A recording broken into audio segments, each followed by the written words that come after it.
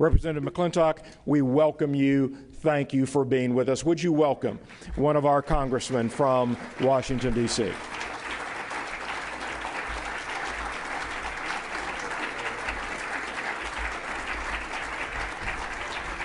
thank you. Thank you very much. I want to welcome this groundbreaking scientific expedition to the savage lands of the left coast. You're here in California to answer an important theoretical question, and, well, now you have your answer. 12.1% unemployment, chronic water and power shortages, businesses fleeing the boundaries. Yes, this is what Barack Obama's second term would look like.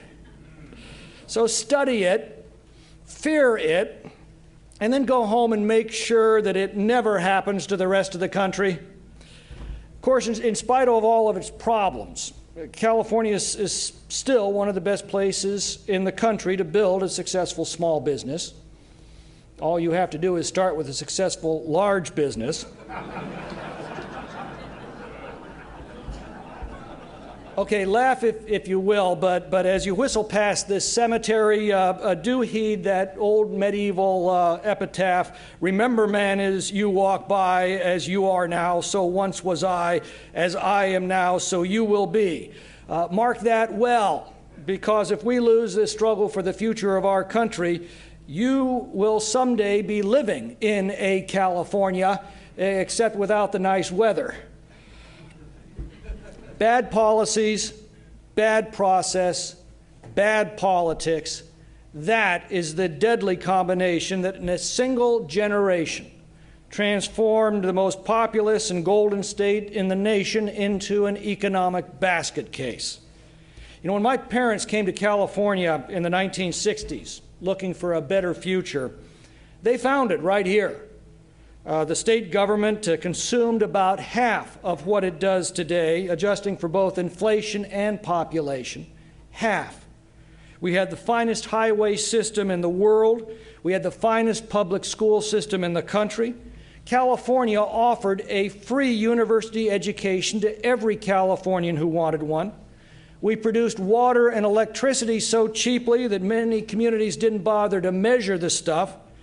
Our unemployment rate ran consistently below the national rate, and our diversified economy was virtually recession-proof. One thing and one thing only changed in those years: public policy. The political left gradually gained dominance over California's government, and it's imposed a disastrous agenda of radical and retrograde policies that have destroyed the quality of life that Californians once took for granted. The Census Bureau has reported for the better part of the decade that California is undergoing the biggest population exodus in its history, with many fleeing to such garden spots of the country like Nevada and Arizona and Texas. I mean, think about that. California is blessed with the most equitable climate in the entire Western Hemisphere. We have the most bountiful resources anywhere in the United States. We're poised on the Pacific Rim, literally in a position to dominate world trade for the next century, and yet people are finding a better place to live and work and raise their families out in the middle of the Nevada nuclear test range. I would submit to you that no conceivable act of God could possibly wreak such devastation upon a land. Only government can do that, and it has. You know, we conservatives espouse principles of individual liberty, free markets, constitutionally limited government, fiscal responsibility, the protection of natural rights, not out of some slavish devotion to ideology, but because all human experience has shown that these principles are the most certain means to achieve a prosperous and happy society. I mean, if you want to see the opposite of that, just come to California. You know, James Madison said the trickiest question that the Constitutional Convention confronted was how to oblige a government to control itself. Now, history records not a single example of a nation that spent and borrowed and taxed its way to prosperity, but it gives us many, many examples of nations that spent and borrowed and taxed their way to economic ruin and bankruptcy. And history is screaming this warning at us, that nations that bankrupt themselves aren't around for very long, because before you can provide for the common defense and promote the general welfare and secure the blessings of liberty, you have to be able to pay for it. California may not have invented deficit spending, but we certainly refined it to a science. Before the crash of 2008, when California was taking in more money than ever in its entire history, we were already running a $9 billion budget deficit under a Republican governor who'd been elected on a pledge to cut up the credit cards. Federal spending has increased 26% in the last 3 years. It's literally consuming and squandering the wealth of the nation at the worst possible time. Yet consider this. From July of 2005 to July of 2008, California's spending increased by 31% under a Republican governor elected on the pledge to stop the crazy deficit spending. You can see how well it's worked for us.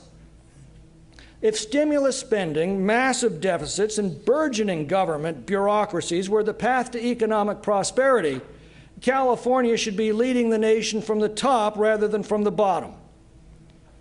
Now, after we lost our nation's AAA credit rating this summer, specifically, by the way, because of chronic deficit spending, it shouldn't surprise anyone that given California's record, we suffer the lowest bond rating in the nation, and for precisely the same reason. Our regulatory burdens are also years ahead of the rest of the nation. We've had our own version of cap and trade on the books now for 5 years. And even though the bulk of those restrictions have yet to take effect, investors make decisions every day anticipating their impact.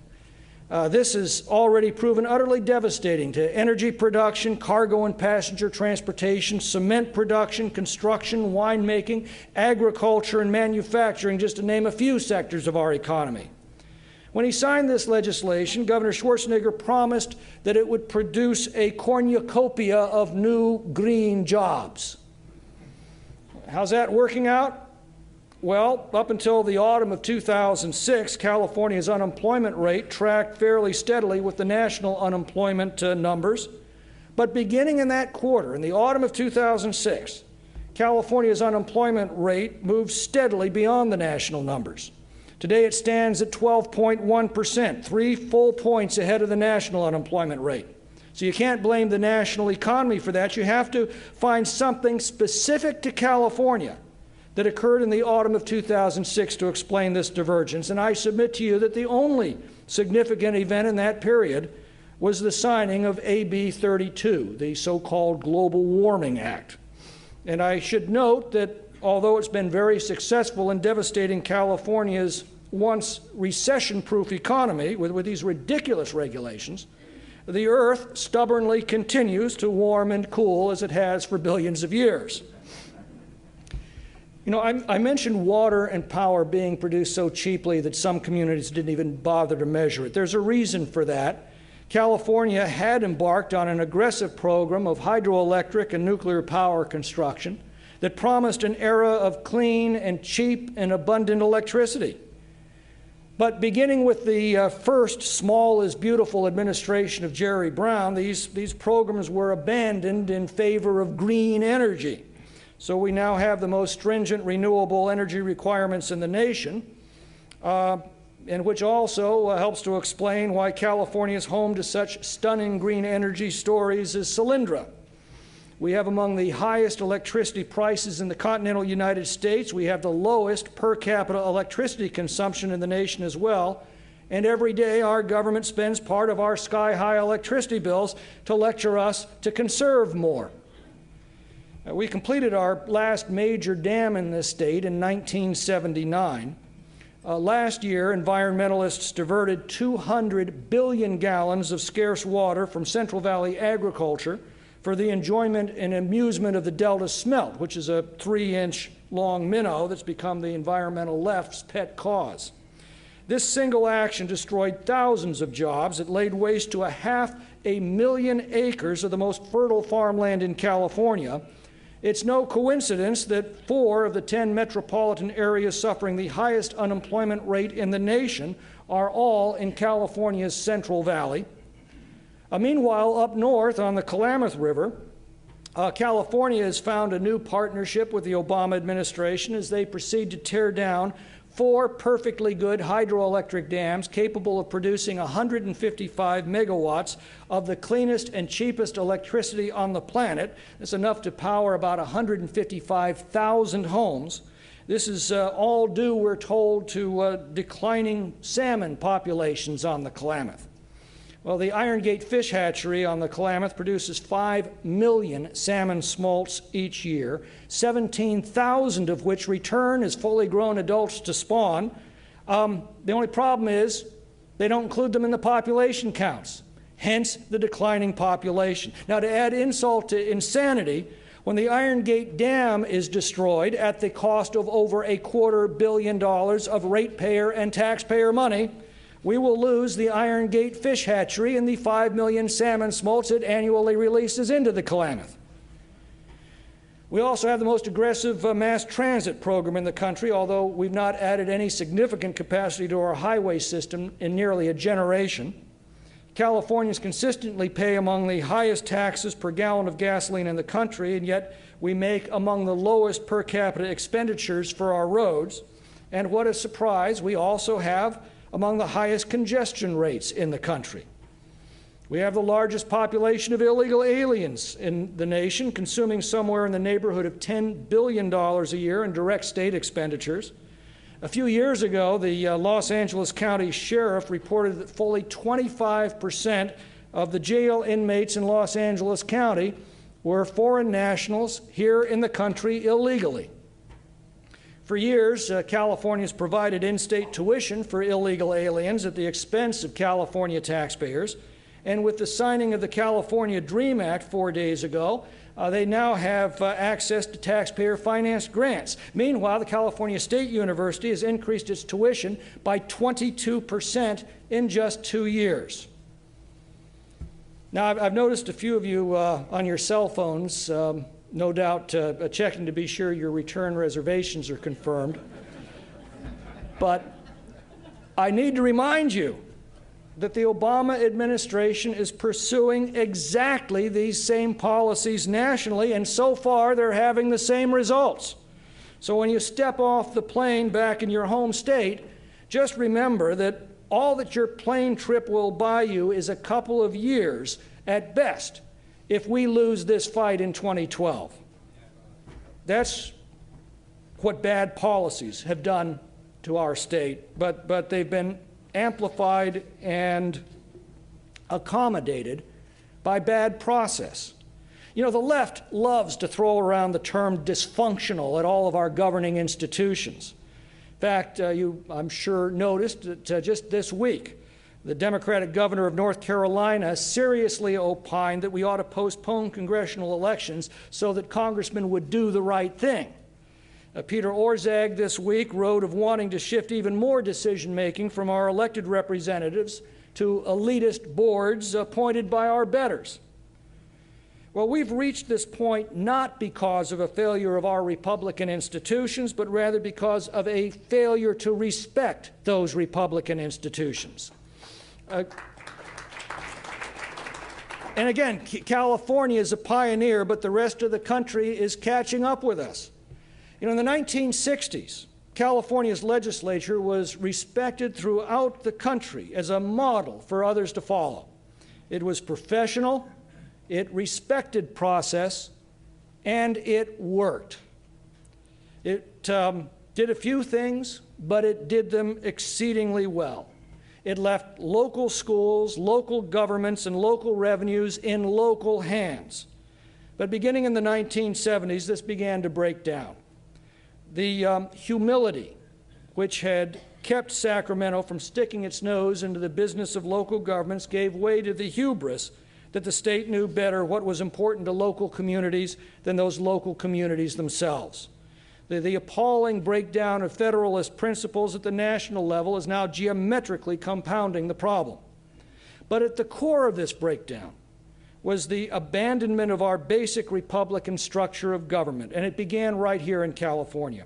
Our parliamentary institutions have evolved over centuries to distill diverse viewpoints to a common direction within constitutional boundaries. When this process is applied, it works extremely well. For a quarter of a century, I watched as these brilliant checks and balances that had produced reasonably punctual and reasonably balanced budgets for California for over a century, and by the way, that had nurtured the most prosperous economy in the nation, gradually were abandoned in the name of liberal expediency. Slowly, inexorably, decision-making that had been done broadly and independently by the two houses of the legislature, involving the active participation of every elected representative, was usurped by an extra-constitutional abomination they like to call the Big Five. Now, see if any of this sounds familiar. The Big Five is essentially a legislative supercommittee that meets behind closed doors, outside the scrutiny of the public, sidelining the legislature, short-circuiting the independent judgment of the two houses, and then in the 11th hour, this legislative supercommittee drops its decision into the laps of the legislature for a take-it-or-leave-it, up or down vote that cannot even be amended. Now, I know I don't have to connect the dots for anybody in this room. Ladies and gentlemen, that process does not work. California's plague of chronically late and chronically unbalanced budgets coincides quite clearly with the disintegration of the legislative process and the replacement of our time-honored parliamentary institutions with hand-picked super committees of the leadership's beck and call. Which brings me to the third act of this Greek tragedy, bad politics. Last November, while the rest of the nation was celebrating historic Republican gains, including a net shift of 63 U.S. House seats, 6 U.S. Senate seats, more than 680 state legislative seats, 19 state legislatures, and 6 governors. The statewide Republican ticket in California, despite massively outspending the Democrats, in the best Republican year since 1938, the Republicans here managed to lose every statewide race and even lost ground in the state legislature. Republicans nationally today now hold more state legislative seats than at any year since 1928. In California, they hold fewer seats than at any time since 1978. Now, that's not because the voting population of California has lost its collective mind. It's not because this state is divinely ordained to be run forever by morons. It happened because Dick Armey is right. When we act like us, we win, and when we act like them, we lose. You know, Republicans lost the 2006 and 2008 elections not because voters abandoned Republican principles, but because they looked at Republicans and concluded that the Republicans had abandoned Republican principles. We all know the history. During the Bush years, Republicans had increased federal spending literally at twice the rate that we had seen under Bill Clinton. They left our borders wide open. They approved the biggest increase of entitlement spending since the Great Society. They turned record budget surpluses into record budget deficits to launch this brave new era of stimulus spending. You know, I last visited with the CNP back in Washington, D.C. in 2009. It was a much smaller group, and I've got to tell you, it was one depressing meeting. Obama was at 66% approval.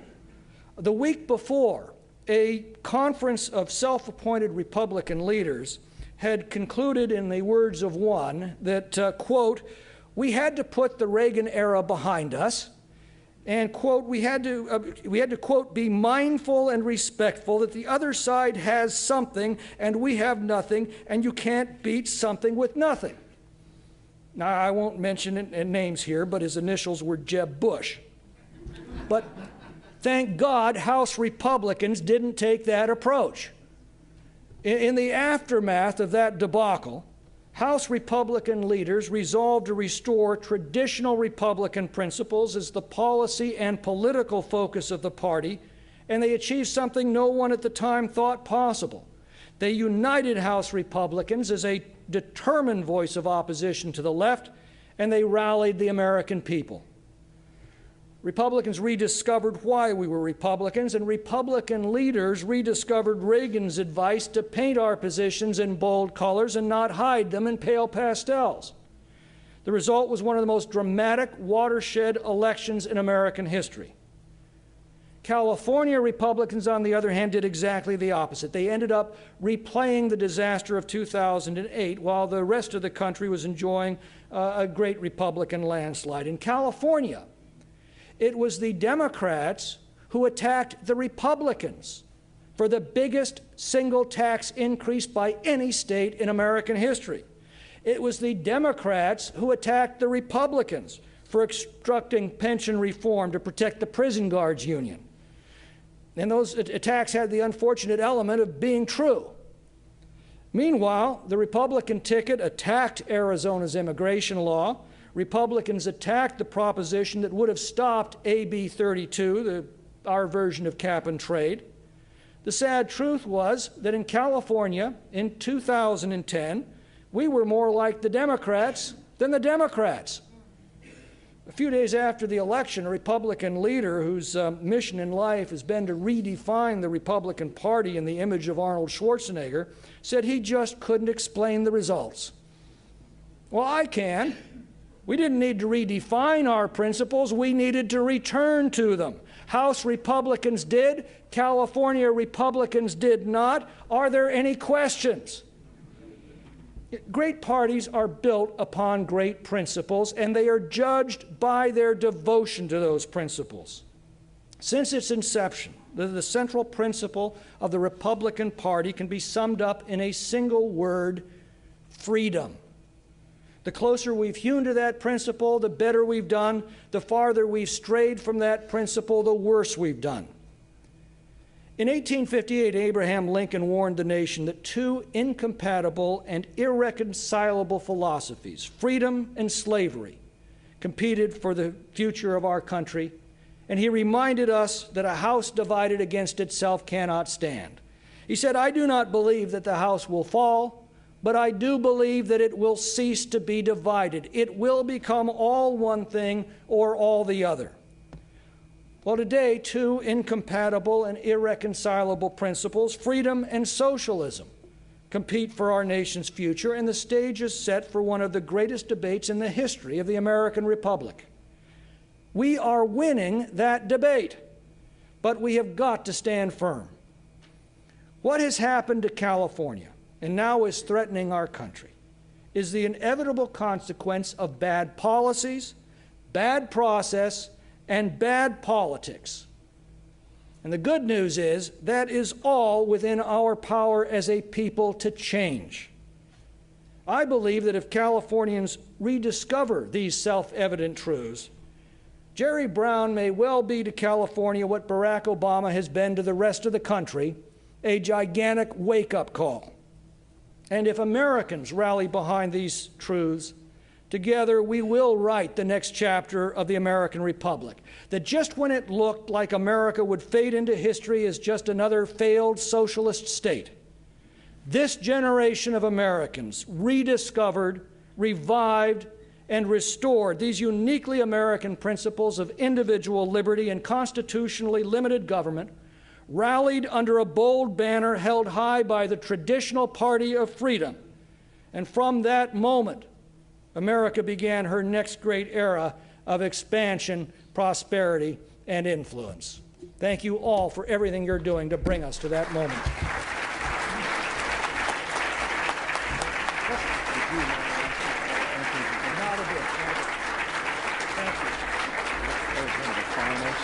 Concise, focused speaking I've ever heard.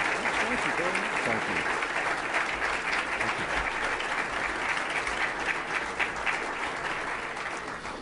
Boy, that made the trip worthwhile, didn't it? Outstanding. standing. I have asked the Congressman if he would be willing to field a few questions. He has agreed to do that. We will have about 10 to 12 minutes to do so. I would ask that when you want to ask a question, raise your hand. When the microphone moves to you, please signify your name as you voice the question. Please don't make a comment, don't make a speech, ask the question, and then the Congressman will respond. We'll try to get in as many as we possibly can. Thank you so much. Let's see hands. Ken, I saw yours. Okay, Tom. Congressman, thank you for your leadership. Tom Fitton with Judicial Watch. Could you speak a little bit about the Super Committee and specifically why it continues to meet in secret despite supposedly the leadership of both parties saying it's in favor of transparency? Well, as I said, we've tried that in California and it doesn't work. It is an extra-constitutional abomination. If you look back at the old parliamentary manuals, it is unparliamentary in the House of Representatives even to mention the Senate, because what goes on there, what's said there, what they do there ought to be completely irrelevant to the deliberations of the House. That is a critically important concept in a bicameral legislative system. The Super Committee, by short circuits that entire separation of the two houses.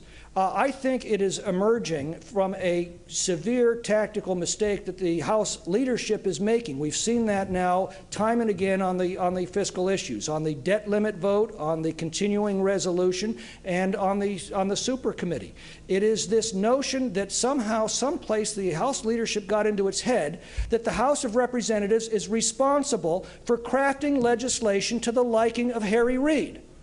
Well, we're not responsible for that. When we accept that as our burden, that we have to craft something that Harry Reid and his merry band in the Senate will pass, and that's essentially what the Super Committee is designed to do.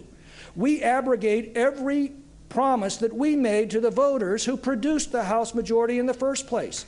It is not our job to craft legislation to the liking of Harry Reid. It is our job to craft legislation to our liking, consistent with the promises that we made to the voters that elected us as a majority. It is Harry Reid's job to pass the same kind of crappy legislation that got us into this mess. That's what they do over there. That's fine. Then we have a conference process that's gotten very good over the centuries at resolving the differences between the two houses. The problem is we have dropped all of that process in favor of this so-called Super Committee. By the way, I believe that is now the 18th such bipartisan panel convened to address the deficit, and it's a bipartisan panel of current members of Congress.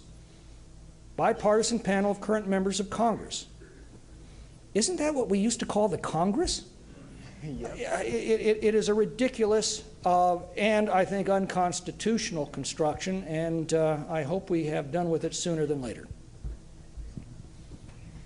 Hey, Tom. Hey, Ken. Hey, I want to commend you. I know that I've been to a number of your town hall meetings over the last many years. You do a magnificent job. Well, I know the one that happened in Rockland, and I know MoveOn.org tried their best to disrupt that. They had the signs and the protesters and everything. You did a magnificent job going head-to-head, refuting those people, and doing it with logic and reason. And I think you had some success. And my question would be, you need to train other congressmen to do that, to go out in the field, to make our argument, and to take the arrows, yes, but to talk to those people and try to reason with them. Why will not people do what you do? Well, our guys are. I mean, there was a recent article. It's the Democrats who aren't holding town hall meetings, and I don't blame them. The folks don't like what they're peddling these days. And I'll tell you something about these town hall meetings. What has absolutely blown me away is these meetings that used to draw 20 or 30 of the same gadflies are now filling entire high school auditoriums. And I learned very early on, particularly with the MoveOn.org folks who are very vocal and very visible, just to ask for a quick sense of the House. How many of you believe this administration is moving our country on the right track? And the MoveOn.org guys will absolutely scream and shout and wave, and you'll realize it's a tiny little group over in the corner. And then you ask them, how many of you think this administration has us on exactly the wrong course? It's like lighting a match and throwing it into a pool of gasoline. The entire place just explodes in applause. So we know where the public is. And the other question I've started asking them recently is, how many of you have only been involved in politics for the last 2 years? About 2/3 of the hands will go up. This is a phenomenon that we've not seen in our lifetimes. We have to look back into history to see similar moments in our nation. When things are going reasonably well or even reasonably poorly, people don't spend a lot of time focused on politics. They don't have to. It's not apathy. It's the process of getting up in the morning, getting the kids ready for school, getting to work on time, picking up the kids, getting to soccer practice, dropping off the dry cleaning, getting the kids back, stopping at the I mean, everything we do to make our lives run. So if you don't need to spend a lot of time on politics, you don't. But as a crisis, and that's why democracies tend to drift off course, but as they do drift off course, one by one, individual citizens begin to sense the approach of danger, and they rise to the occasion. They begin spending enormous amounts of their time and energy on politics. They start attending public meetings. They start listening very carefully to what's going on. They start exercising exceedingly good judgment, and ultimately they set things right. We are watching that now in our own time. And it is a phenomenal thing. Our institutions were founded on some very sound assumptions, and one of them is that a free people, when they sense the approach of danger, will rise to meet that danger. That's what our country is doing. That's why I've never been more pessimistic about the short-term next couple of years for our country. We've got some very rough sledding ahead of us because of some very stupid policies. But beyond that, I have never been more optimistic about the future of our country, because we are watching summoned once again in the history of our nation something that the Obama left does not understand. It cannot possibly comprehend. It's called the American spirit, and it's back.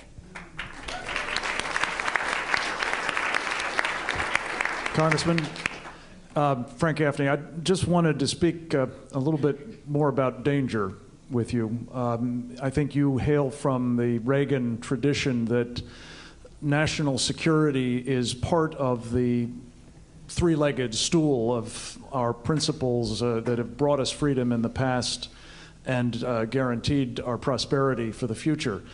And yet you didn't mention it today, and I want to just calibrate with you.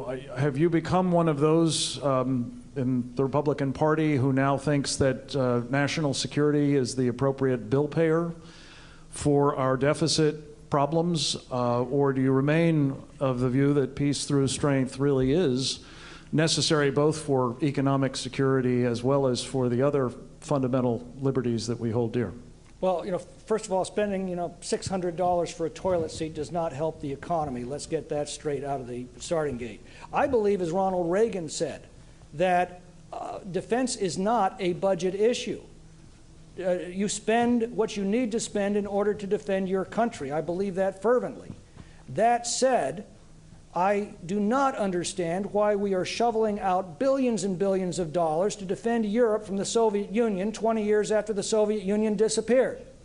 I also have a great deal of trouble with this new extra-constitutional theory that the President of the United States has a unilateral authority to commit this nation to war. In order to accept that doctrine, you have to ignore every word the American founders wrote on the subject, and they wrote quite a lot. They were very, very cognizant of the danger of allowing the commander-in-chief to make such a life-or-death decision as war and peace. That was a decision they left exclusively and solely among the elected representatives of the people of the United States. That is an important constitutional doctrine that has been discarded, and we need to get that back as well. Congressman, I want everyone to know this is my congressman. He's a great congressman, and I'm not that excited about politicians, but I love this one and get really excited about Congressman McClintock. So thank you for being here. I'm often saying what happens in California doesn't stay in California. I know you're aware of the efforts to repeal SB 48. You've been very supportive. What do you see as the implications beyond California if we don't change this law or stop this law from taking effect, mandating the transgender textbooks kindergarten through 12th grade? Well, good news for homeschooling. I mean, I mean, essentially, that's what we're people. You know, I get this question all the time. Well, you know, the religious right this and the religious right that, and you know, my response to that is, you know, I know a lot of people consider themselves on the religious right. All they want is to be left alone to raise their kids according to their own values. And you know, the public schools are not there to be teachers. The public schools are there for a specific purpose, that is to make good citizens, to pass along to each generation the fundamentals of American freedom, the mechanics as well as the principles that underlie our national institutions. It seems to me that's the one thing they no longer teach. So to answer your question, I think that you're going to see parents simply reasserting their rights in a more and more determined manner as those rights are usurped by this growing nanny state.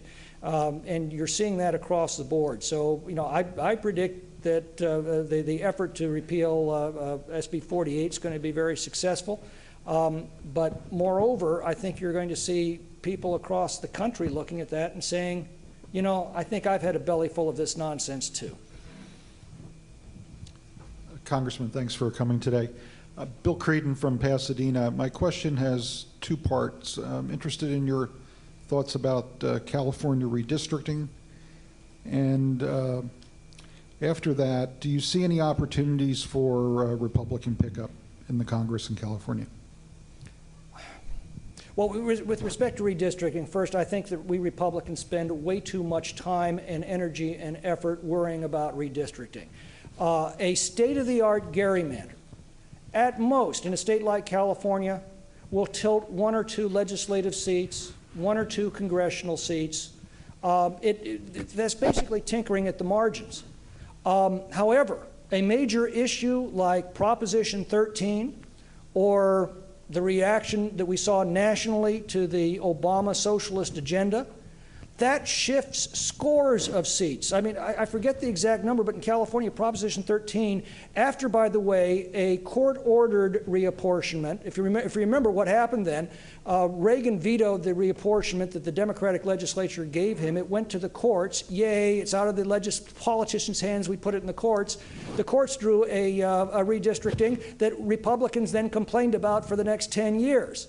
But Proposition 13, I believe that was a net shift of 14 state assembly seats by itself. We spend too much time on the marginal mechanics and not nearly enough time returning to our traditional principles and taking that to the voters. We haven't done that much in California, but when we have done that, it has succeeded magnificently. But for some reason, we never learn from our success, or for that matter, never learn from our failures, which just goes to show that M. Stanton Evans was right. There are 2 parties in this country. There is the evil party and the stupid party, and I have never had to explain the difference to anybody. All right, we have time for, at max, 2 more questions. Here, John and Becky Dunlap, and we'll end it up. Thanks. I go hiking in Alaska every summer, and you can't believe the number of salmon. There's hundreds of streams, I believe, with salmon all over, and then Kamchatka in Russia. How does it, can you elaborate, how does it come that we can be tearing down dams with the shortage of energy, et cetera, what you started on? How did that come about? Because we placed in charge of these policies what can only be described as the lunatic fringe of our society, and it's about time we took those controls back from them. You know, you said you've been to Alaska, where they have record salmon runs right now. That's about to come to an end. It's something called the Pacific Decadal Oscillation. It is a roughly 10-year oscillation in cold water currents. We have seen a decline in salmon populations, or salmon runs anyway, not only on the Klamath, but throughout the Pacific Northwest as the cold water currents shifted toward Alaskan waters. Alaska, at the same time, has seen record salmon runs. We're now at the end of that cycle. It's now already shifting back to the Pacific Northwest. I was told when I was up talking to folks in the Klamath area, that was quite deliberate. 10 years ago, when they began agitating for this, they knew that the Pacific Decadal Oscillation would produce a decline in salmon runs. That was their excuse, their 10-year window, to exercise the left's fever dream, which is to restore the planet to its pristine prehistoric condition. The only problem with that policy, by the way, is it also requires restoring the human population to its pristine prehistoric condition, and that's not going to turn out well. But that's what's going on, and that's why you've been seeing record salmon runs in Alaska. You're now going to see those decline and the record runs picking up on the Pacific Northwest. Yes, thank you. Becky Norton Dunlop with the Heritage Foundation. First of all, thank you for being here and taking time. I wish we could have you for another hour to answer questions. Thank you for being here. I'd like to go back for just a moment to this whole budget situation and all these budget discussions and some of these votes. You mentioned the leadership's willingness to urge passage of legislation that Harry Reid could accommodate himself to. I think this is something we really need to understand more fully and get your wisdom about as we go into the activities for the remainder of this year, really. The leadership, who is the leadership, and what are the things that CNP members might be able to do to help them understand and help members of Congress like you communicate effectively their message to the leadership that the majority of the people in this country would like fiscal accountability and sanity? Well, you know the answer to that question. What can we do? Raise hell. I mean, it comes down to that. And by the way, thank God for Heritage Action. I know you have an affiliation. Thank God for them. They have taken principled stands and have gotten an enormous amount of flack from the Republican leadership for doing that, simply by trying to hold the Republican majority to the promises that produced the Republican majority. And I've got to tell you, as one Republican, you are the cavalry coming over the hill on a lot of those votes. Please keep it up, and please take back to Heritage my sincere thanks for everything that is being done through Heritage Action to raise that hell, to keep reminding Republicans why they're Republicans, and keep reminding Republicans of why it was that they were elected into a majority. You know, people like to call Reagan the great communicator, but as Bill Saraceno's pointed out from time to time, he wasn't communicating cookie recipes. We were not elected just because they didn't like the other side. We were elected because we made a specific pledge to America, a pledge to America that so far is going unfulfilled. It is true that the Republican majority has arrested the growth in spending. That's a good thing. We saw a 26% increase in federal spending before the election of this House majority. But we have not yet honored the pledge that we made in the Pledge of America to actually significantly reduce federal spending.